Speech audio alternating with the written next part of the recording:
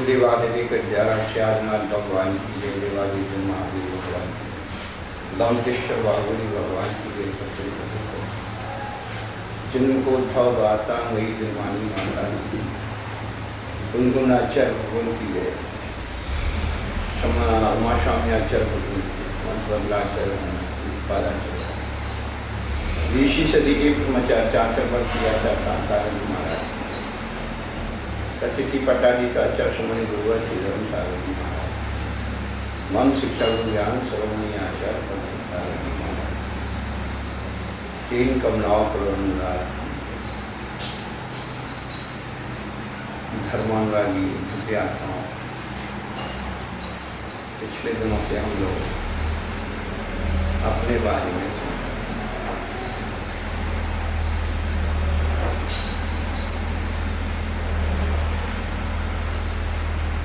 जीवन में जिज्ञासा का बहुत बड़ा प्रकृति के नियमों में हमें बड़ी जिज्ञासा होती है और हम उसकी खोज में चले जाते हैं। तो जिज्ञासा का नाम ही विज्ञान है और जिज्ञासा का समाधान आविष्कार है।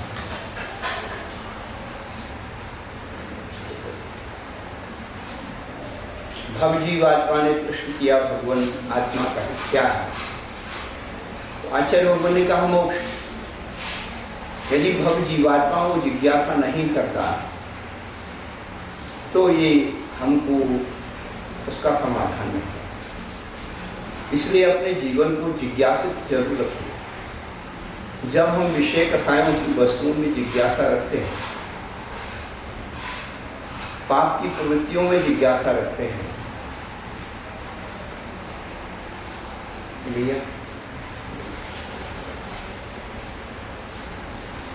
नहीं चाहिए।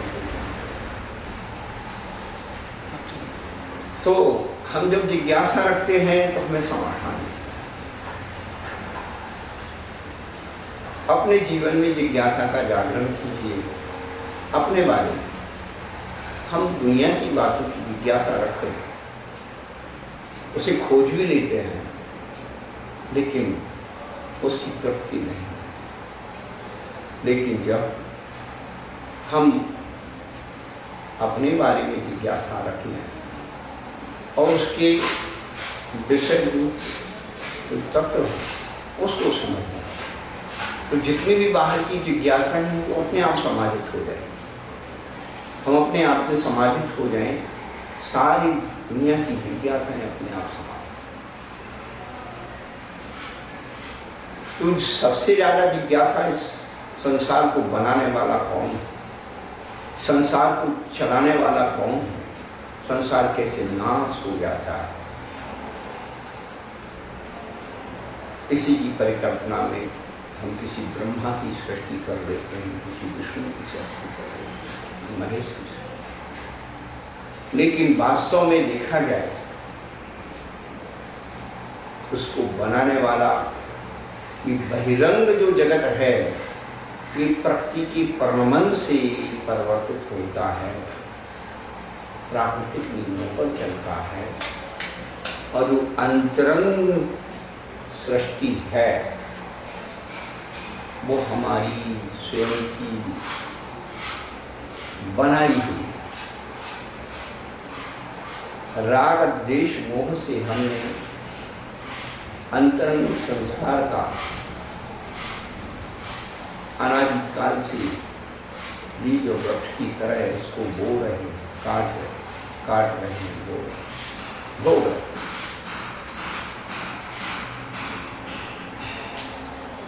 और उसमें जो निमित्त है वो काय वांग मना कर्म,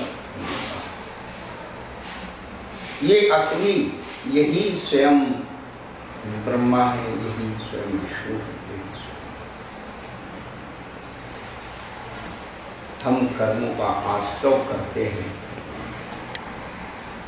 और आश्रव करके बंद कर देते हैं, और वही जब बंद शत्रु होकर के उदय में आ जाता है वही हमें अच्छे बुरे कर्मों का फल देता है। कोई दूसरा ईश्वर प्रभु परमात्मा फल नहीं देता है। हमारे कर्मों का फल हमें स्वयं मिलता है, अपने आप मिलता है, ऑटोमेटिक मिलता है। ये सिद्धांत अकाट्य सिद्धांत है।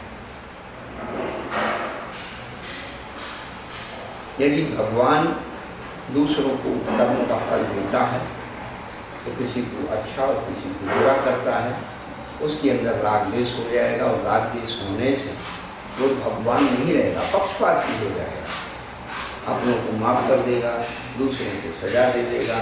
फिर वही चीज़ हम भगवान को फिर रिश्वत देना शुरू कर देंगे, फिर ये करना शुरू कर देंगे। ये सब चीज़ ध्यान रखना, अपने आप को रिश्वत देना से भगवान को क्या देगा? अपने कर्मों के बंधन से छूटना है, स्वयं को अपने को समझना सीखो। जिन कारणों से कर्म आ रहा है, हम कर्म का उपार्जन कर रहे हैं, उसको समझ लें।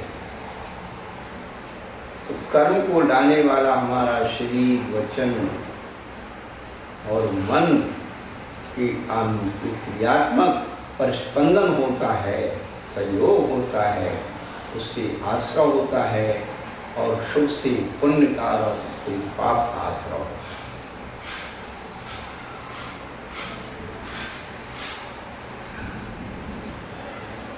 और उसमें एक विशिष्टता है, सा कसाया कसायु सांप्रायिक के सांप्रायिक आश्रय जो कसाय सहित है और जो कसाय रहित वीर्या। ये मत सोचिए यार में गोस्थान के बाद भी 13वें गोस्थान तक कर्मों का आश्रय, अनंत अवस्था तक कर्मों का आश्रय होता है 11वें गोस्थान से। लेकिन उसमें जो कार्य होता है वो कषाय रहित होता है, और कषाय रहित आश्रय उसी तरह से है जैसे ईरिया पर चलते हैं तो दोनों पैर कभी एक साथ जमीन पर नहीं रहते। एक यदि जमीन पर टिक गया तो दूसरा ऑटोमेटिक पीछे से उठ जाता है, और दूसरा उठ गया तो नीचे का अपने आप रखता है। उसमें हम ज़्यादा प्रयत्न नहीं करते, ऑटोमेटिक चलता। आचार्य कहते हैं कि चिकनाई रहे दीवार पर आप कोई भी चीज़ धूल डालते हैं तो नीचे आ जाता है, और उसमें यदि गीलापन है उसको डालेंगे वो चिपक जाएगा। ऐसे ही कसायों का चिकनापन है, कसायों के गड्ढे हैं, धूल डालेंगे उसमें भर जाएगी। तो आश्रय को सांप्रायिक और रीरियापद के दो भागों में बांट। जो सांप्रायिक है इंद्रिय कषाय प्रक्रिया पंचचतुष्पद पंचविंशति संख्या। अब इन्हीं सब चीज़ों का हम जो हमारे साथ हैं, जिनका हम अनुभव करते हैं, इन्हीं को तो सुधारना है, और इसी का सुधारने का नाम धर्म है। धर्म और कोई दूसरी चीज का नाम नहीं। जो हमारी इंद्रियों की प्रवृत्ति विषयासक्ति पाप की वस्तुओं में जा रही है, उसको मोड़ करके प्रभु परमात्मा इष्ट की आराधना।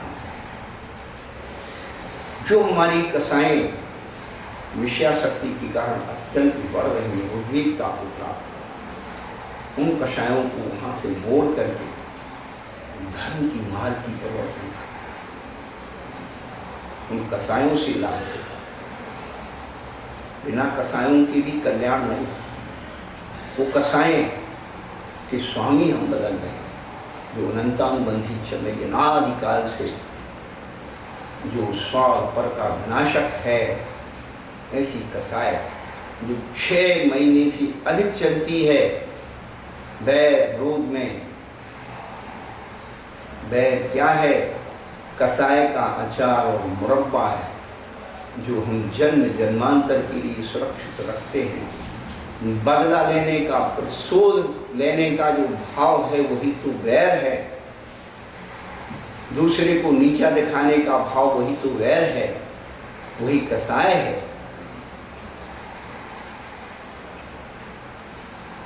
ऐसी कसायों से हम अपने आप को बचाएं। किनके कारण हम कसाई कर रहे हैं, किसके कारण कसाई कर रहे हैं, किसके लिए कसाई कर रहे हैं, ये भी तो विचार करें। एक अचेतन वस्तु के कारण हम चेतन से बैर बांध रहे,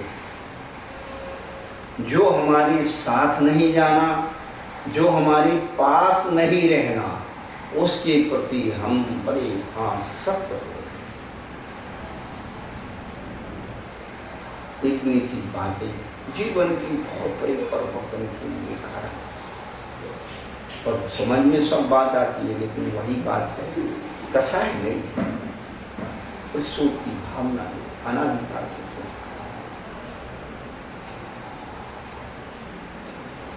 अप्रत्याख्यान कसाय हमारे जीवन का हित नहीं करना, दूसरे का हित नहीं करती, दूसरे का कोई बाधा नहीं, लेकिन खुद का हित नहीं करती। प्रत्याख्यान कसाय स्वयं का हित कर सकते, और दूसरे का हित हो या नहीं हो जरूरी नहीं है, स्वयं का हित जरूर हो जाए। लेकिन जो संजनन कसाय है और स्व का हित भी करती है और पर का हित भी करती है, इसलिए इतने बड़े बड़े महान आचार्यों ने उस संजनन कसाय के कारण ही इन ग्रंथों को लिखना पड़ा कि आगे आने वाली पीढ़ियों को यदि ये ज्ञान सुरक्षित नहीं देते तो आज हम क्या पढ़ते, क्या सुनते, क्या बनते। ये सोचने की और समझने की बात। तो कषाय कल्याण का कारण है। माता पिता की डांट, शिष्य और शिष्य को डांट लगा के रखना होता है। तत्काल तो बुरा लगता है, हर बेटी को माँ की बात बुरी लगती है, हर बेटे को पिता की बात बुरी लगती है, हर शिष्य को गुरु की बात मदद की बुरी लगती है, लेकिन बंधु उसमें हित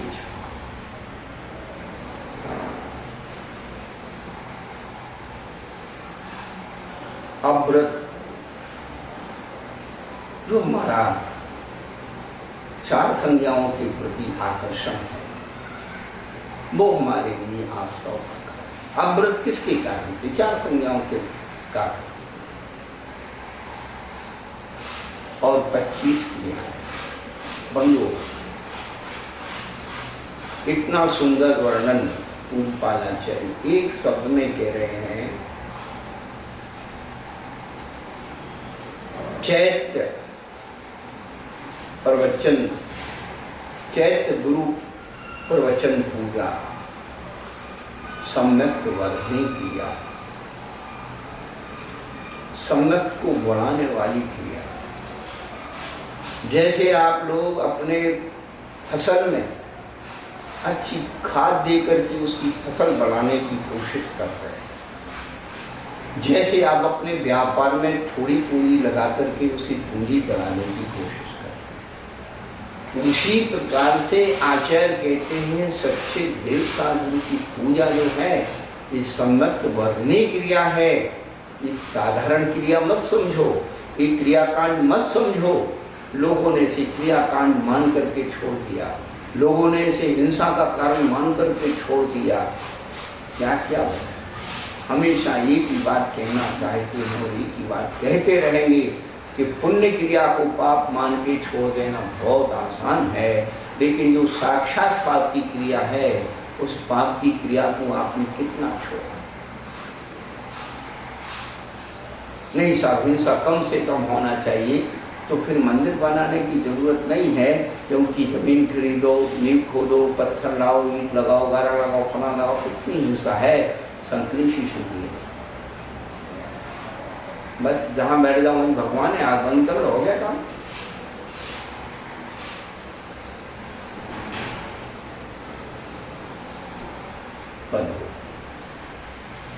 आचार्य भगवान बहुत अच्छी बात है, हम सबको समझते पुण्य बात। पाप के मैल को धोने के लिए पुण्य की साबुन जरूरी है, और पुण्य की साबुन भी तभी बनेगी जब उसमें कास्टिक सोडा, उस साबुन से भी बनने की प्रक्रिया में भी हिंसा होती है, लेकिन वह पाप की मैल को धोती है। सीधा सा गणित। तो सम्यक वर्जनी क्रिया 25 क्रियाओं में बड़ी मुख्य क्रिया है।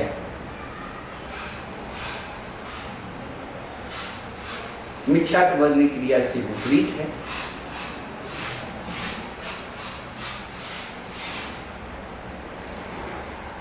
और ये सारी 25 क्रिया हैं, 5-5 करके 5-5 भेद बताए गए, और अधिकांश जो है पूरी पाप रूप प्रवर्तन की क्रिया है। मुख्य रूप से सम्यक्तवर्जनी क्रिया ही हमारे जीवन के लिए करना है। बाकी तो सब आप कर रहे हैं, आपको कितना ही बोले, आपको बोलेंगे तो आपको बुरा इसलिए लगेगा कि हमारी उन रगों पर जो है चोट। लेकिन आचार्य भगवान के वचन आप तक पहुंचाना बहुत जरूरी है। पर यही क्रियाएं, यही व्यवहार जब तीव्र मंद ज्ञाता ज्ञान भावाधिकरण वीर विशेषज्ञ तब विशेषा उसके आश्रम में विशेषता आया। तीव्र भाव, मंद भाव, ज्ञात भाव, ज्ञान भाव, अधिकरण भाव और शक्ति विशेष का संपादन करते हैं तो उसकी विशेषता।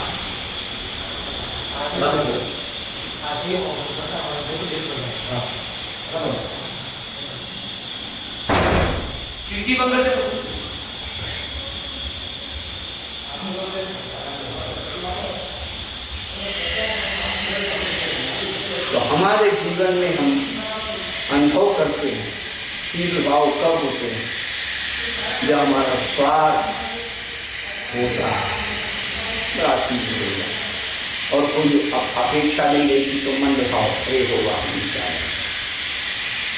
जानबूझ करके ज्ञात भाव से अच्छे और बुरे कार्य का संपादन करना, उसका महत्व समझते हुए करना, जानबूझ करके बुराई करना और जानबूझ करके अच्छाई करना, दोनों के स्वरूप। और अज्ञात भाव में कभी कभी ऐसा होता है कि उसका पता ही नहीं है तो लोग करते हैं, अच्छा क्या है बुरा क्या है उससे कोई मतलब नहीं, लेकिन करने का उन्हें जुनून होता है उसका। और करने के लिए अधिकरण आधार चाहिए, तो आधार जो है जीव और अजीव अधिकरण दो हैं। जीव अधिकरण में स्वयं की मानसिक रूप से संकल्पता है, संरंभ, संकल्प के अनुरूप सामग्री जुटाना समारंभ, सामग्री का प्रयोग करना आरंभ, स्वयं मन से करना, वचन से करना और काय से करना, स्वयं करना, दूसरों से कराना और करने वाले की अनुभव। क्रोध, मान, माया, लोभ उसके हेतु हैं। उन हेतुओं में जो भाव छिपा हुआ है, ऐसे 108 प्रकार से जीव अधिकरण का भाव आचार्य भगवान को करता है। अजीव अधिकरण में निर्वर्तना, विक्षेप, संयोग, निषर्ग, चतुर्विक्री पर 2, 4, 2 और 3 एक अजीव अधिकरण के भेद है। और यही जैन दर्शन का वास्तुशास्त्र है। प्रतिदिन हम इस सूत्र को दोहरा करके बताते हैं कि हमारे दैनिक जीवन के भोग उपभोग के जितने भी साधन हैं, जिनको हम बनाते हैं, प्रयोग करते हैं, सहयोग करते हैं और मन वचन काय की उसमें जो प्रक्रिया जुड़ी होती है, ये सब अजीब अधिकार है। इसका चिंतन हम लोग अपनी दैनिक जीवन की चर्याओं में करें। अपने भोग की वस्तुओं को कैसे रखें, उठाएं, प्रयोग करें। खान पान की वस्तुओं का किस प्रकार से उपभोग करें। हम बार बार सबको कहते हैं बफे सिस्टम के प्रति पहली बात तो उसके स्वरूप को बहुत अच्छा स्वरूप था, लेकिन हम लोगों ने उसे बिगाड़ दिया। बफे सिस्टम भोजन की खान पान की प्रणाली, जो काउंटर लगे होते हैं, जो सामग्रियाँ रखी होती हैं, उसका वास्तविक स्वरूप ये है कि जितना आपको जो वस्तु पहले खानी है उतनी आप अपनी प्लेट में लीजिए। पहले पूरी सब्जी जो भी खानी है वो लीजिए, फिर वो समाप्त हो जाए तो जो भी नमकीन मीठा खाना है वो लीजिए, फिर जो भी सलाद खाना है वो लीजिए। लेकिन आप लोग क्या करते हैं, एक साथ सब भर लेते हैं और नहीं खाया जाता तो फेंक के जाते, और यही कर्मों के आश्रम का कारण है। इतनी यदि छोटी छोटी सावधानियां अपने जीवन में लाएं तो कितना अपने जीवन से, अपन कर्मों से बच सकते हैं। लेकिन ये आसक्ति जो है, आसक्ति, इंद्रियों की आसक्ति, बी कथा की आसक्ति, एक साथ प्लेट में रख लिया, 4-6 लोग वहाँ खड़े हो गए और आपस में भी कथा का शुरू हो गया और भाई भोजन, ये सब चीज।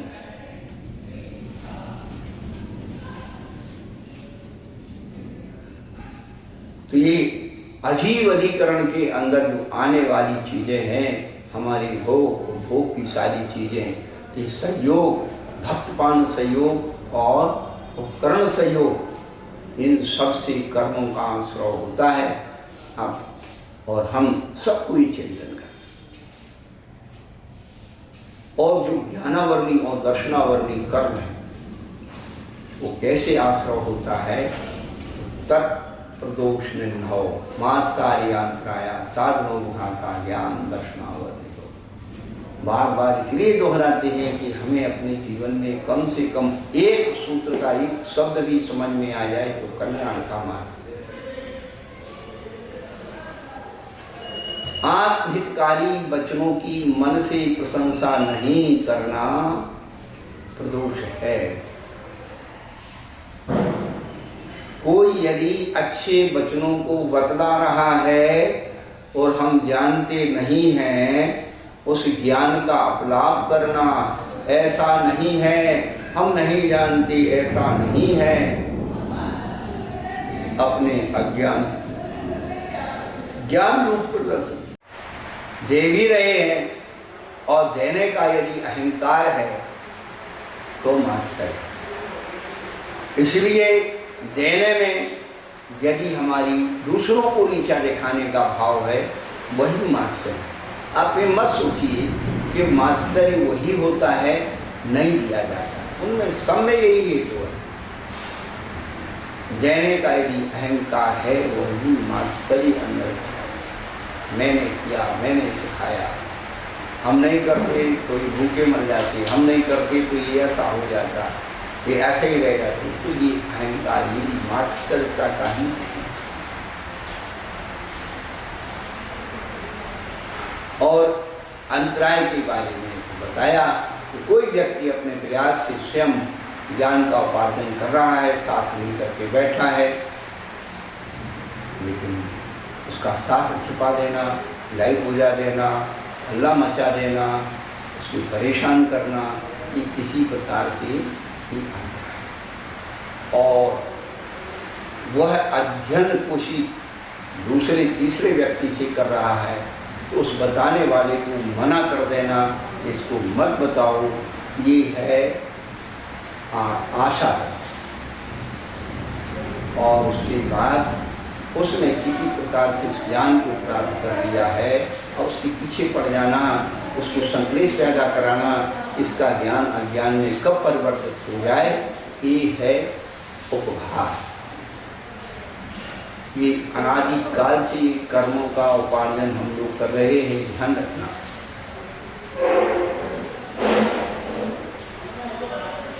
साधारण सी साधारण बातें समझ में नहीं आती है। हमारा ज्ञान का वर्णन अज्ञान कैसे बन रहा है, संश्लेष परिणाम। वर्तमान में जीवन में एक ज्ञान धनी ऐसा धन है जिसको हम इस भव से अगले भव में ले जा सकते हैं। इसलिए हमें ज्ञान के प्रति बहुमान होना चाहिए, ज्ञानियों के प्रति बहुमान होना चाहिए, शास्त्र के प्रति बहुमान होना चाहिए। जितने भी शास्त्र के साधन है, ज्ञान के साधन है, उनके प्रति बहुमान। यत्किंचित थोड़ा सा भी क्षय उसमें ज्ञान यदि हो गया है, उसका हमें अहंकार नहीं करना चाहिए। हम कोई बात आपको इसलिए बताना चाहते हैं, इसलिए नहीं बता रहे हैं कि आपको नहीं आती, मुझे आती है। नहीं, मुझे आ गई है तो आपको भी आना चाहिए। इतने महान आचार्यों की बात है, ये मेरी बात नहीं है। इसी उद्देश्य से आपको ये बता रहे हैं, और कोई मेरा उद्देश्य ये नहीं है कि सारी दुनिया मुझे ज्ञानी कहे। नहीं, इस उद्देश्य से यदि हमारा हम प्रचार करते हैं तो ये हमारा उद्देश्य नहीं है। हमारे अंदर बैठा हुआ अज्ञान हमने कैसे उसको दूर किया है, कैसे हम दूर कर सकते हैं, इस बात के लिए हम आपको बता रहे हैं। ये ज्ञान ही ऐसी चीज है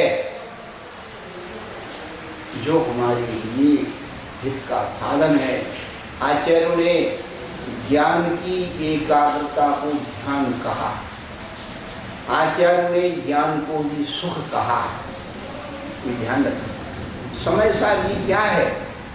लोग समय सारणी को सारे जीवन भर पढ़ते रहे हैं और पढ़ेंगे, लेकिन समय सारणी तो दो शब्दों में है, ज्ञानी सुख है, अज्ञानी दुख। ज्ञान समान न आन जगत में सुख को कार्य, यह परमामृत जन्म जरा। ऐसे सम्यक ज्ञान को हम कैसे प्राप्त कर सकते हैं? तो सम्यक ज्ञानियों की आराधना करके ही प्राप्त कर सकते हैं, सम्यक शास्त्रों की आराधना से ही।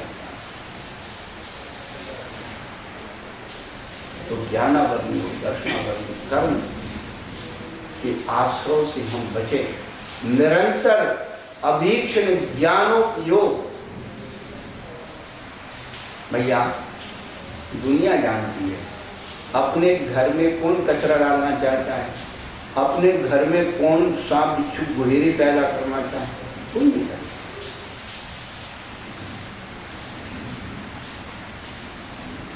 ये अज्ञान का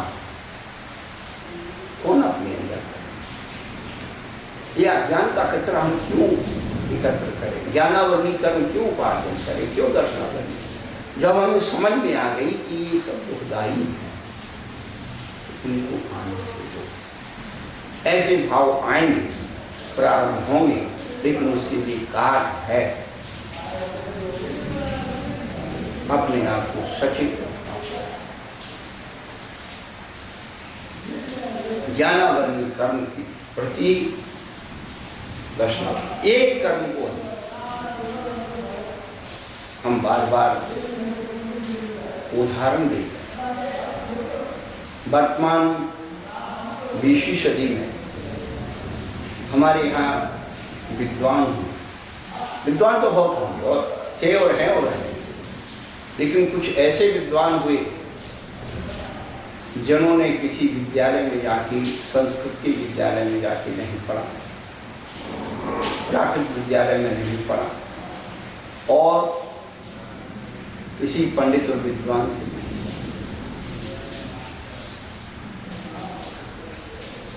पंडित रतनचंद जी मुक्तियार सहारनपुर,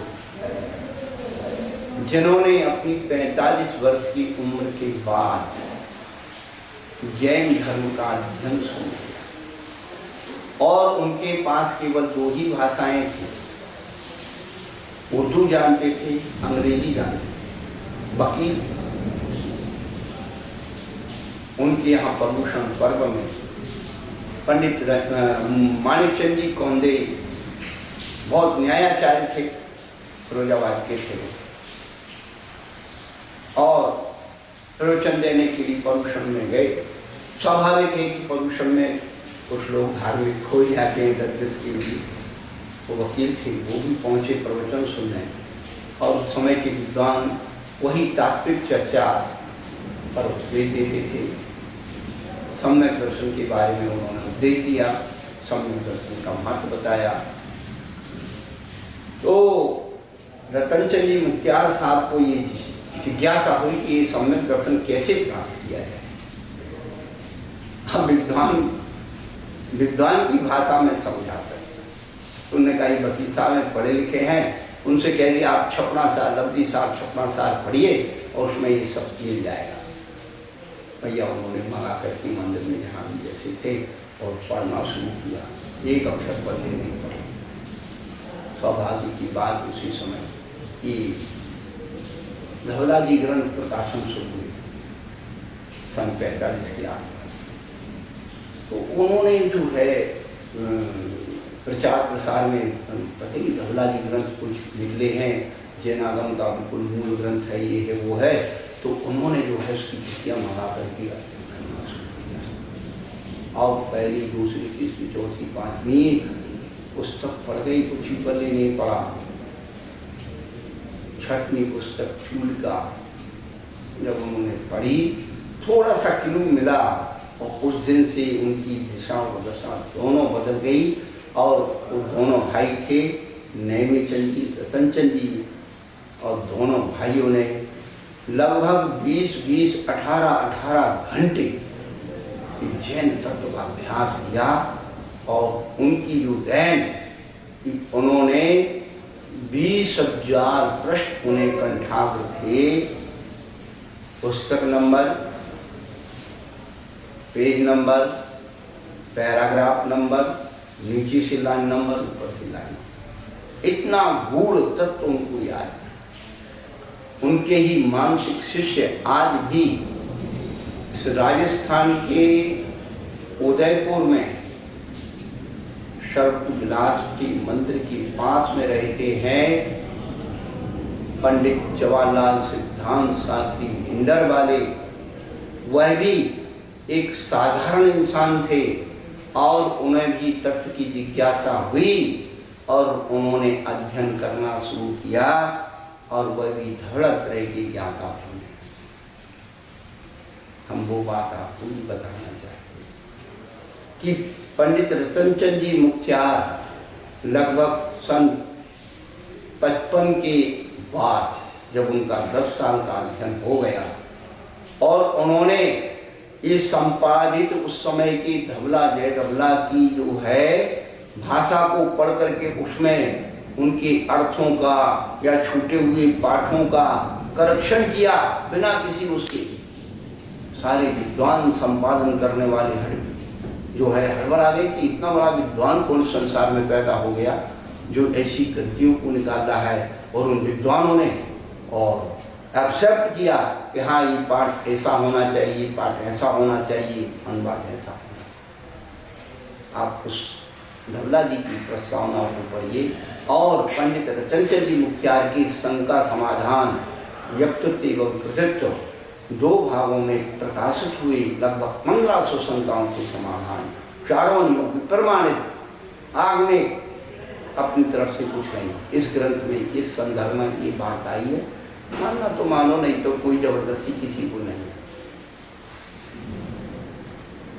उस शंका समाधान में एक व्यक्ति ने जो प्रश्न किया, हम बात वहां आना चाहते हैं, आपको वो बात बताना चाहते जो हमारे आपके सबके काम की है। उन पंडित जी से एक प्रश्न किया, पंडित जी आप शरीर को पंडित मरकर उसको जन्म पावे तो 5 वर्ष तक बच्चा ही रहेगा, तो पंडित जी फिर इस ज्ञान का क्या हुआ कि जो 5 वर्ष तक बच्चा रहेगा फिर का खा गा गा न्या सीखेगा, तो इस ज्ञान को उपार्जन करने का मतलब क्या? तब पंडित जी ने जो समाधान दिया वो समाधान दुनिया के लिए कल्याण का कारण हो या नहीं हो, मेरे व्यक्तिगत जीवन के लिए कल्याण का कारण बहुत बड़ा है। वो समाधान उन्होंने जो समाधान कि हम सबके पास जो मति और ज्ञान है वो इंद्रिय और मन के अवलंबन से होता है, और जैसे जैसे उम्र बढ़ती जाती है इंद्रिय और मन में शिथिलता आती जाती है, तो वह जो है ज्ञान की पकड़ ढीली होती चली जाती है। इसलिए बचपन की चीज़ें याद रहती हैं और बचपन में आदमी भूलना शुरू हो जाता है। सीधा सा गणित, आप कोई भी यंत्र को उसकी मर्यादा से बाहर प्रयोग करेंगे तो पौथरा हो जाएगा।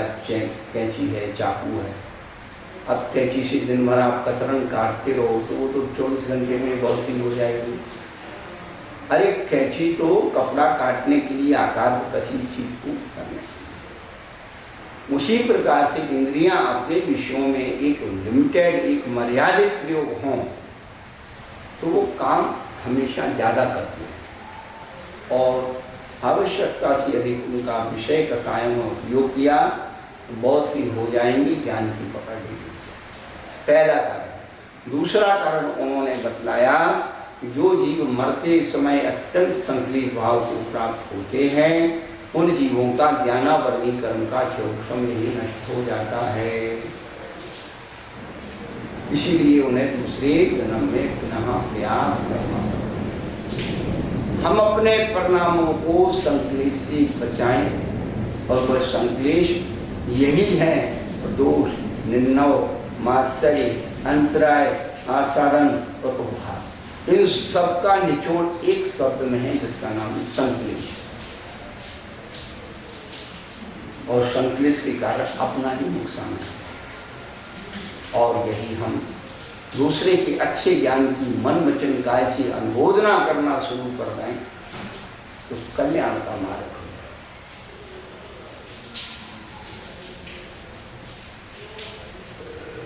फिर उन्होंने बताया कि जो जीव मृत्यु के समय पहले तो अपने जीवन में इंद्रियों का नियंत्रण करते हैं, संयमी जीवन जीते हैं, इसीलिए संयमी जीवन जीने वाले अंग पूर्व की ज्ञाता बनकर के उस ज्ञान को कहाँ ले जाते हैं? सर्वार्थ सिद्धि ले जाते हैं। कहाँ ले जाते हैं? लोकांतिक देव में ले जाते हैं, ध्यान से ले जाते हैं, और वहाँ बैठ करके 14 फुट की ज्ञाता होकर के और चर्चा करते हैं। वहाँ ज्ञान कहाँ से जाएगा? वहाँ स्वर्गों में ज्ञान नहीं होता है, अंग पूर्व का ज्ञान वहाँ नहीं होता, यहीं से लेके जाते हैं, यही तो पूर्व होता है। और यदि आपने, हम भी बताते हैं, आपने कंप्यूटर में पूरा डाटा फिट किया और उसमें वायरस आ गया, वो सब डिलीट हो जाता है, फिर प्रयास करो कंप्यूटर, फिर उसे कंपोजिंग करो। ऐसे ही जिस जीव के संक्लेश का वायरस आ जाता है उसके यही डाटा डिलीट हो जाता है, और जो अपने को हार्ड डिस्क में सुरक्षित कर लेता है तो वहाँ ले जाता है, वहाँ आर्गुमेंट्स लगाया, वो आराम से उस ज्ञान की आराधना में जुट जाए। तो इस भाव से अगले भाव में जो हम ले जा सकते हैं उसका नाम ज्ञान है, और जिसको हम इसी भाव में ही नष्ट कर सकते हैं, संक्लेशा, वो भी हमारा अज्ञान है। प्रयत्न और पुरुषार्थ हमें क्या करना है? अपने ज्ञान को बढ़ाने की करना है, मूल आचार्यों की बात को समझने की कोशिश करना है, नहीं समझ में आए फिर भी पढ़ने की कोशिश करना है, ये ध्यान रखना। नहीं समझते हैं तो भी सुनने की कोशिश करना, पढ़ने की कोशिश करना। एक चिंगारी भी यदि कहीं जागृत हो गई, एक ज्ञान की किरण भी कहीं प्रस्फुटित हो गई तो हमारा बहुत बड़ा अज्ञान दूर हो सकता है। ज्ञानावरणी और दर्शनावरणी कर्म अपनी मर्यादा में एक साथ चलते हैं। वही ज्ञानावरण कर्म के हेतु है, वही दर्शनावरण कर्म के हेतु है। और विशेष जो आचार्यों ने लिखे हैं हम तो आपको प्रमाण बता सकते हैं कि तत्वार सार में अमृतचंद सूरी ने बहुत ही आश्रव तत्व का वर्णन किया है। उसमें बहुत सारे कार्य उसमें दिए हुए हैं, आप उसको पढ़िए। शास्त्र बेचना, ज्ञान बेचना, पंडित का प्रगत, ये सब चीज़ें उसमें, ज्ञानियों की अवहेलना करना, बुराई करना, तो जैसे अपन बीज बोएंगे वैसे खाते। उसके बाद वेदनीय कर्म, वेदनीय दुख शोक तापा और ये तो सबको अनुभूत है, सब अनुभूत करते हैं। ऐसा हम एक ही बात कहते हैं कि जो अनुभूत है वही ज्ञान है। ज्ञान गाथा ग्रंथ प्रश्न नंबर नहीं है। जो गुरु ज्ञान देते हैं वो अनुभव का नाम ज्ञान है, उस फीलिंग को जगाने का नाम ज्ञान है।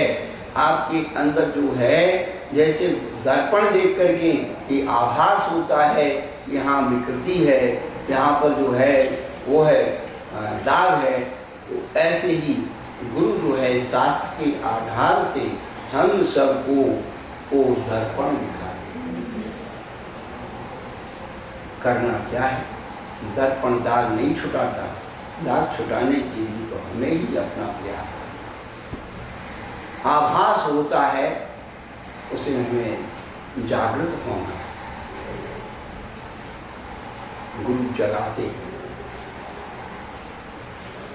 मोहिनी के दो जगवासी घूमे सदा, कर्म चोर चंगोर सर्व सुनते सुन, शत गुरु दे जगाए मोहनी दौड़, तब कछु बने उपाय कर्म चोर आवे। ये आश्रव के कर्म चोर कब रुकेंगे? जब आप गुरु की वाणी को सुनकर के जागृत होंगे। कुछ लोग हैं सुनते रहते हैं, पढ़े रहते हैं, हाँ देख लेंगे, कर लेंगे, हो जाएगा। अरे घर में चोर घुस गया भाई, हाँ वो जाने दो यार, क्या ले जाए ले जाए, तो मरने से डरता। अरे तुम्हारी संपत्ति हो जाएगी भाई। ये विषय के सारे चोर हमारी सारी ज्ञान संपत्ति को लूट ले जाने वाले हैं, हमको कंगाल बनाने वाले हैं, हमको भिखारी बनाने वाले हैं। इस संसार में जितने भी भिखारी दिख रहे हैं इन्हीं का तो परिणाम है। शरीर से आकार प्रकार सबका एक सा है, लेकिन एक व्यक्ति भीख मांग रहा है, झाड़ू पोछा कर रहा है, कचरा बीन रहा है, और एक व्यक्ति और उसी टेबल पर बैठ करके आर्डर चला रहा है, उसके बगैर कुछ काम नहीं हो सकता। किसकी महिमा है? उसकी ज्ञान की, उसकी जानकारी। तो दुख के भी जो कारण दिए, दुख शोक तापा क्रंदन बल परिदेवना न्यात्म परो है स्थानीय सत्य, और स्वयं में दुख उत्पन्न करना, दूसरों में करना, दोनों में करना, ऐसी भाव, ये सब अशाता भेदनी धर्म की दलना को लाते। हम कमाना क्या चाहते हैं? क्या कमाने आए? किसी लिए संसार में आए थे कछु काम को, करने लगे कछु काम, कर्मात्मक कल्याण था, धोवन लागी चाम। कर्म को धोने के लिए आए थे, शर्म धोने गए।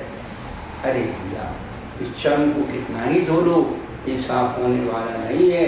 और यदि हमने कर्म को धो लिया तो इतना धुला हुआ चर्म मिलेगा कि उसमें कभी बदबू नहीं आ सकती। और वो करना है तो शातावेदनी कर्म के आश्रम में जो निमित्त दिए हैं, भूत वृत्तनुकंपादान, सराग संयमादि योगा, शांति शौचुति सब विद्यस्य। शातावेदनी कर्म को उपार्जन करने का मार्ग आचार्य भगवंतों ने खोला है। भूत अनुकंपा, क्या बात। प्राणी मात्र जो दुखी है उनके प्रति अनुकंपा का भाव रखो। सेल टैक्स, इनकम टैक्स कुछ नहीं करता। कोई भी जीव दुखी हो जाता है, दुखी होने की उसे सारे भैया अपने अंदर वो पीड़ा, उनको अपने आप को समझाना कि जीव कैसे दुखी हो रहा है। दूसरों की पीड़ा को अपनी पीड़ा समझना, वो अनुकंपा है, करुणा है, दया है। व्रती अनुकंपा, व्रती पुरुषों के व्रतों को निर्वाह करने के लिए उनकी अनुकूलता, संयम की अनुकूलता जुटाना, ये व्रती अनुकंपा है। चाहे अणुव्रती हों या महाव्रती हों, दान के द्वारा उनका संयम निर्वाह कराना, साता बीजनी, साता बीजनी के परमाणु को कमाने का। श्राद्ध संयमादि योगा, महाव्रतादि का सहयोग भी महाव्रतों को पालन करने से और तीव्र साता बीजनी की वर्णाएं ज्यादा से ज्यादा आती। शांति, क्रोध आदि कसायों के आने के कारण जो हानि होती है, कसायों से क्या हानि होती, इस बात का चिंतन करके अपने अंदर कसाय भावों को उत्पन्न ना होने दें कि शांति है। और दूसरे के अंदर कोई कसाय भाव उत्पन्न हो रहा हो तो उसको उत्पन्न ना होने देना, वो क्षमा भाव। शांति और क्षमा में ये अंतर है। अपने अंदर नहीं होने देना शांति है, और दूसरे की कसायों को प्रशमता कर देना वो क्षमा है। और शौच, निर्लोभता, निर्लोभता का मतलब ये नहीं है कि आपने मकान बनाया, कोई कंजूसी नहीं की, बच्चों की शादी की कोई कमी नहीं रखी, खूब उदारता से कुछ। निर्लोभता के भी प्रकार कौन से हैं? तो कहते अरहत पूजन तत्परता वाल वृद्ध को वैया व्रत कर्म। जो आपका द्रव्य भगवान की पूजा में लग रहा है, जो आपका द्रव्य गुरुओं की दान पूजा सेवा में लग रहा है, वही निर्लोभता है। बाकी खाया खोया है। तो ये साता वेदनी कर्म का आश्रय करना है तो अपने द्रव्य को उनकी सेवा में लगाइए जो साता वेदनी के पिंड हैं, परमेश्वरी, और उनकी सेवा में लगाइए।